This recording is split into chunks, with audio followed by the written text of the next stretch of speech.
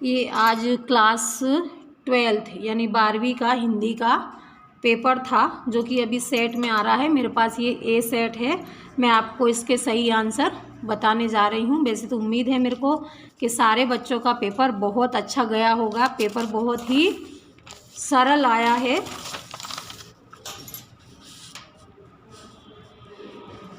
ये मैं आपको बता रही हूँ। पहला है आपका, निम्नलिखित वाक्यों के लिए सही विकल्प का चयन कीजिए, है ना। पहला है आपका, इसमें हिंदी पद्य साहित्य को बांटा गया है।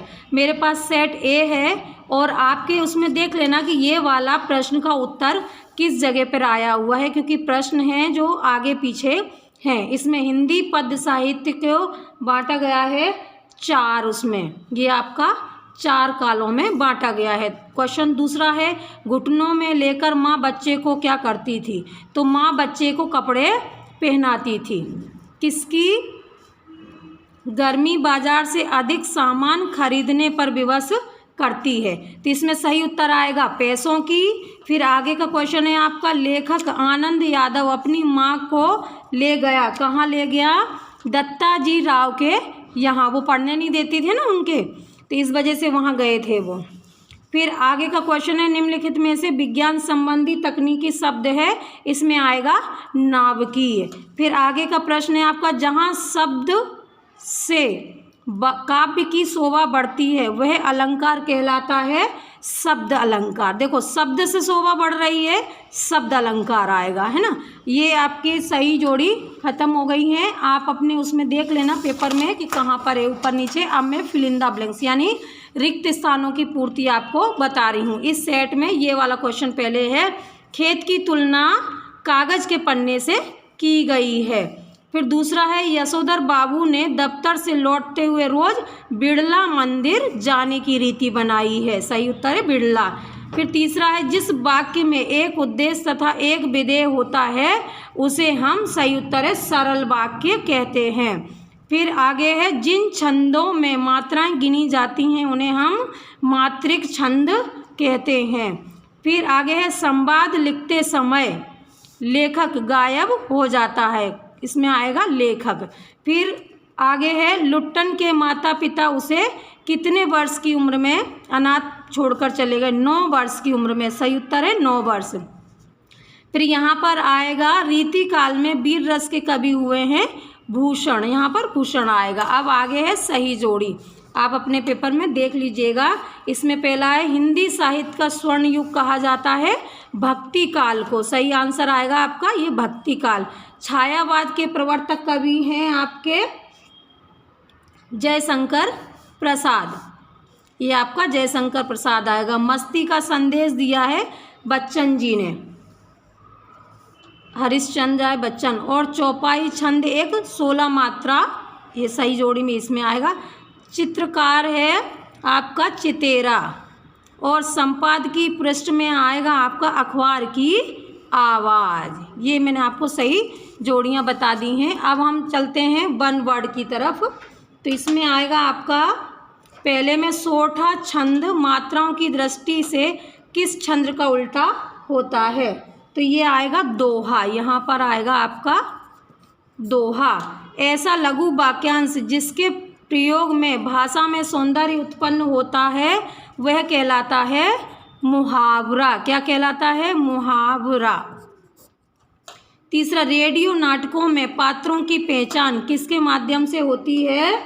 ये होती है आपकी आवाज़ के द्वारा, क्योंकि उसमें हमें दिखाई तो देता नहीं है। अब पात्र का मतलब होता है उसमें कौन बोल रहा है ना।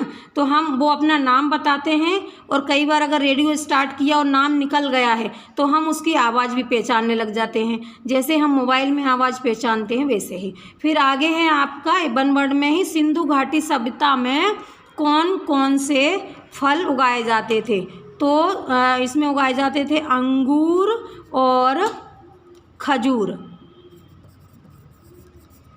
फिर आगे है, जिसकी आवाज़ मृत गांव में संजीवनी शक्ति भर देती थी। ये लिट्टन की ढोलक जो थी, लिट्टन पहलवान की ढोलक आएगा। ठीक है, यहाँ पे लिट्टन पहलवान की ढोलक आएगा। फिर आपका है, आगे चंद्रगुप्त किसकी नाट्य रचना है? तो ये है जयशंकर प्रसाद की। उन्होंने ही 3-4 स्कंदगुप्त, चंद्रगुप्त इस टाइप की रचनाएं लिखी हुई हैं। आगे है आपका कवि ने स्लेट पर क्या मलने की बात कही है? तो इसमें है कवि ने लाल खड़िया क्या मली है? लाल खड़िया मली है। ठीक है, ये आपके हो गए। अब मैं आगे आपका जो पेपर है आपका सत्य असत्य है। हाँ, ये आपका सत्य असत्य है। शोषकों के प्रति घृणा और शोषितों के प्रति करुणा प्रगतिवाद है, ये आपका सत्य है। दूसरा है कवि ने हार कर बात को कील की तरह ठोक दिया, यह सत्य है। शेर के बच्चे का असल नाम लोटन सिंह पहलवान था, नहीं, यह असत्य है। सौदलकर मास्टर कविता बहुत ही अच्छे ढंग से पढ़ाते थे, यह सही है, सत्य है। राष्ट्रभाषा के लिए संपर्क भाषा शब्द का भी प्रयोग किया जाता है, हाँ, ये सत्य है।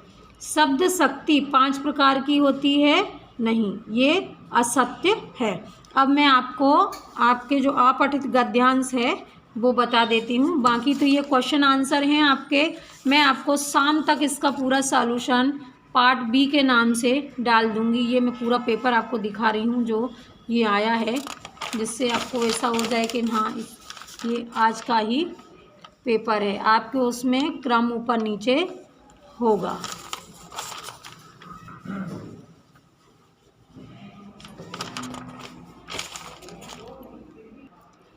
ये आपका अपठित गद्यांश है। हास्य व्यंग एक ऐसा माध्यम है जो नीरस जीवन को भी सुखद बना देता है।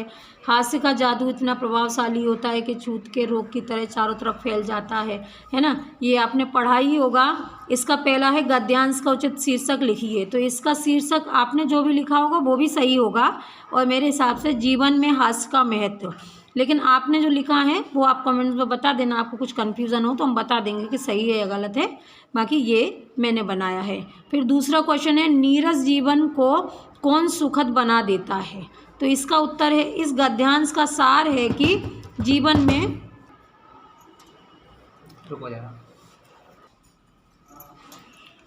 आपका क्वेश्चन नंबर 2 है, नीरस जीवन को कौन सुखद बना देता है?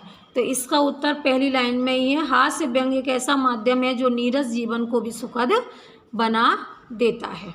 फिर आपका तीसरा है गद्यांश का सार लिखिए।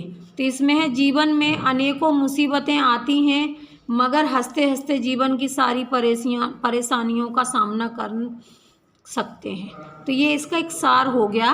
बाकी आपने भी इसमें से छांट के सार बनाया ही होगा, वो भी सही होगा। अब आगे का पेपर मैं आपको शाम तक पूरा हल करके देती हूँ पार्ट 2 के नाम से, और आगे के पेपर की तैयारी आप लोग अच्छे से करें। उम्मीद है ये पेपर भी आपका अच्छा गया होगा और आगे के सारे पेपर आपके अच्छे जाएं। चैनल को आप सब्सक्राइब कर लीजिएगा ना किया हो, और इधर उधर के चैनलों में ज़्यादा फेक पेपर पड़े हों उन पे भी ज़्यादा भरोसा नहीं करना है। आपकी किताबें और आपके टीचरों के ऊपर ही आप भरोसा करें। धन्यवाद।